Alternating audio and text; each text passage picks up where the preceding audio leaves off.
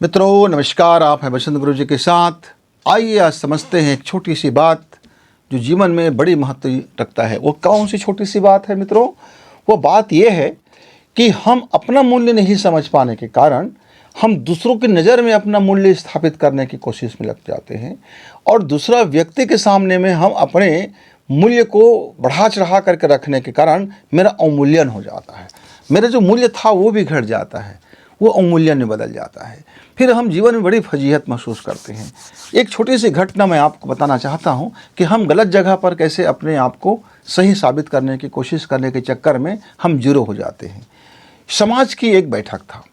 समाज ने कुछ लोगों को उस समाज की कर्ता धर्ता बना दिया। अब अगला व्यक्ति जो बंदा जो और समाज के लोग बैठे हुए थे, उसमें उन्होंने कहा कि इस लल्लू पच्चू आदमी को और ये जो उबड़ खाबड़ है, ये जो कुछ जानता जुआनता कुछ नहीं है, ये क्या समाज का संचालन करेगा, ये कैसे ये समझ सकता है, वगैरह वगैरह। उसने बड़ी बड़ी फजीहत वाली बात कर दी। अब बात तो हो गया। अब जो नए बंदे थे, जो बच्चे थे, उनको ये बात बड़ा बुरा लगा भाई। क्यों? क्योंकि वह मंच ऐसे बात करने का नहीं था। तब उनमें से एक लड़का ने खड़ा हुआ और खड़ा होकर के कहा कि जो आप ये जो बोल रहे हो कि मूल्यहीन व्यक्तियों को समाज का इतना बड़ा जिम्मेदारी दे दिया गया है, तो बोला कि आपके इतना भी मूल्य नहीं है कि आपके बातों का कोई समर्थन करे। तो आप तो उस मूल्यहीन से भी गए गुजरे हो और आपका इस आपको बैठना है तो बैठो, जाना है तो जाओ। इतनी बड़ी फजीहत हो गया, उसकी मूल्यहीनता हो गई, अवमानना हो गया। बड़े नाराज हो गए कि मेरा अवमूल्यन हो गया, मेरा ऐसा हो गया। अब वो कुटिल चाल चलने में लग गए। कुटिलता से बाज नहीं आते, कुटिलता से लोग बाज फिर नहीं आते। तो मित्रों, आप बड़े इंपॉर्टेंस हो। हाँ, उनके घर में लोग बड़े प्रशासनिक अधिकारी थे, बड़े सब थे। उसको अहंकार था कि उनकी बात का वजन होगा। मित्रों, तो इस समाज में यदि आप समाज कल्याण के लिए कुछ करते हो तो फिर आपके समाज में आपके वचनों का वैल्यू होगा। लेकिन आप बहुत पूंजी बना लिए, बहुत प्रशासनिक सेवा में हो, बड़ी बड़ी चीज़ें हैं, लेकिन आप यदि सामाजिक दृष्टिकोण से जीरो हो तो फिर आप वहाँ हीरो नहीं बन सकते। वहाँ यदि आप बात रखोगे तो आपका अवमूल्यन होगा। लेकिन यदि कोई बंदा एक समाज का अध्यक्ष था और उसने एक ऑफिस में जा कर के उसने अपने व्यक्तिगत मामला को सुलझाने के लिए उसको अपना परिचय दिया कि मैं समाज का अध्यक्ष हूँ। तो वो जो मामले जो बैठा हुआ, जो बेंच पर बैठा हुआ, यानी कुर्सी पर बैठा हुआ जो क्लर्क था, उसने कहा कि इससे मुझे कोई लेना देना नहीं कि आप समाज के क्या हो। आपका मामला मेरे टेबल में आया है और जो मामला में जो चीज़ बनेंगे मैं इस फाइल को साहब के पास आगे बढ़ा दूंगा। आप समाज के चाहे कुछ भी रहो। तो मित्रों, हम कभी कभी ना गलत जगह पर हम अपना इंट्रोडक्शन करा देते हैं, अपनी बात कर लेते हैं और बड़ी फजीहत का सामना करना पड़ता है। कि यहाँ भी तो ऐसा नहीं करते हैं, ज़रा समझ लीजिए बात को। तो अपना मूल्य अपने हाथ में है, ऐसा इसलिए कहते हैं क्योंकि आप सही जगह पर यदि हो तो फिर आपका मूल्य है, और आप गलत जगह पर खड़े होकर के सही होने की कोशिश करोगे तब फिर आपका वहाँ अवमूल्यन ही होगा। ये बात मुझको गुरुदेव ने प्रवचन करते करते एक उदाहरण दे करके समझाया। क्या समझाया कि एक बंदा था, बहुत बड़ा पहुंचा हुआ था, बहुत बड़ा अधिकारी था। इतना बड़ा अधिकारी था कि उस राज्य में उससे बड़ा और कोई नहीं था, माने मुख्य सचिव के पद पर वो आरूढ़ था। अच्छा, वो अपने गांव गया। अब जो गांव का जो सिस्टम है, जो गांव का नियम है, भाई गांव के नियम है तो उस गांव के नियम पे उसको चलना पड़ेगा, गांव के नियम पर रहना पड़ेगा। समाज है तो समाज के नियम पर चलना पड़ेगा, समाज के नियम पर रहना पड़ेगा। पर वहाँ वो धौंस दिखाने लगे कि मैं ऐसा हूँ। तो कुछ लोग डर गए और कुछ लोग नहीं डरे। अब उस समाज वाले उसको इग्नोर कर दिए, गाँव वाले भी इग्नोर कर दिए। अब उसको जाति प्रमाण पत्र बनवाने की नौबत आ गया। अब जो सिस्टम था उन्हीं का बनाया सिस्टम था, सचिवों का बनाया सिस्टम था कि जाति प्रमाण पत्र के लिए आपको अपना जो दस्तावेज की ज़रूरत है वो दस्तावेज जमा कीजिए, और गांव का भी एक ज़रूरत पड़ता है उसका भी जमा कीजिए। अब उस बंदे को ज़रूरत पड़ गया किसका? फिर उसी जगह पे आना पड़ गया। अब सारे लोग ने बोल दिया कि भाई आप तो भाई बहुत बड़े अधिकारी हो, आप अपने हाथ से लिख लो ना, अपना जाति बना लो ना, क्या दिक्कत होता है, आप तो खुद वहाँ बैठे हुए हो, आप बोल दो किसी को करके। बड़े उसका अवमूल्यन हो गया मित्र।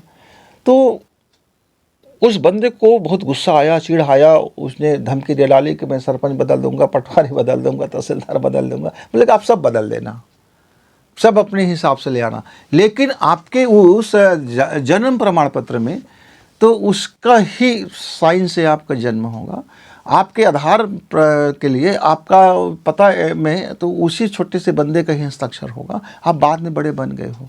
आप जब बच्चे थे, जब आपका छठी हुआ था, आप 1.5 बित्ते के थे, तो यही गांव का यही लोग आपके उस नंगे पुंगे बदन को पकड़ करके आपको खुशी खुशी दुलार देते थे और आपको खेलते थे, खिलाते थे, कूदवाते थे, नचवाते थे, मज़ा लेते थे। आप ये नंगे पुंगे बदन आप घुमा करते थे। बाद में आपने कपड़ा पहनना सीखा, खाना खाना तो आपने बहुत बाद में सीखा। सब लोगों का योगदान आपके जीवन में है, तो आपने इनका मूल्य, इनकी जगह नहीं समझा अपने जीवन में।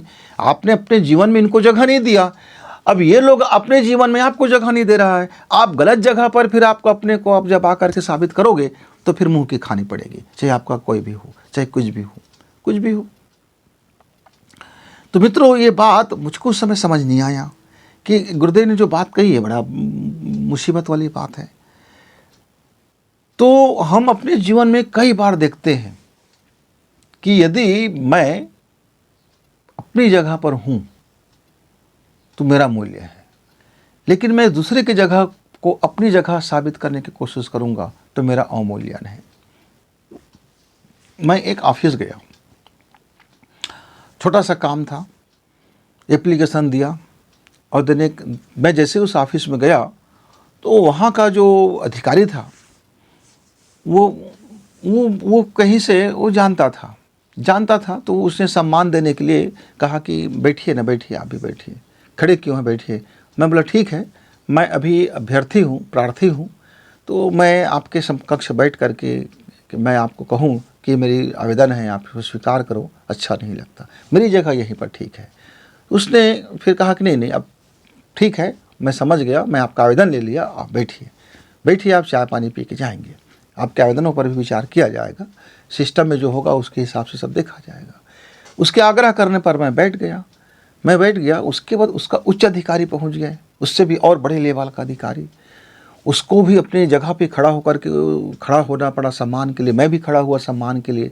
पर वही एक बंदा और जो बैठा रह गया था, उसने कोई सम्मान के लिए खड़ा नहीं हुआ। उस उच्च अधिकारी उसको देखा, तरेरा, बोले कि ये खड़ा नहीं हुआ, बैठा था। उसने मेरे तरफ देख करके कहा कि गुरुजी, आप खड़े क्यों हो गए, आप भी बैठे रहते।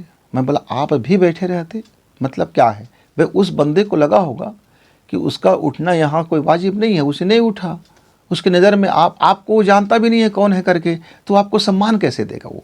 जब उसको मालूम होगा कि आप कौन है करके तो बस उठेगा। और हम कई बार ऐसे सोचते हैं कि बंदा दुनिया में मुझको जानता होगा कि मैं फलाना अधिकारी हूँ, मैं जाऊँगा तो मेरा बड़ा सम्मान हो। अब मालूम होता है किसी को पता ही नहीं भाई आप कौन हो, कौन आप फिर आपके जगह सम्मान में खड़ा हो सकता है। भाई उस कर्मचारी को मालूम था कि आप उसके सम्मान नहीं हो, मुझको मालूम था कि ये बंदा जब खड़ा हो रहा है तो उसके सम्मानी व्यक्ति के लिए खड़ा होगा, तो मेरा भी कर्तव्य बन जाता है कि मैं भी आपको उसी तरह से सम्मान कर दूं।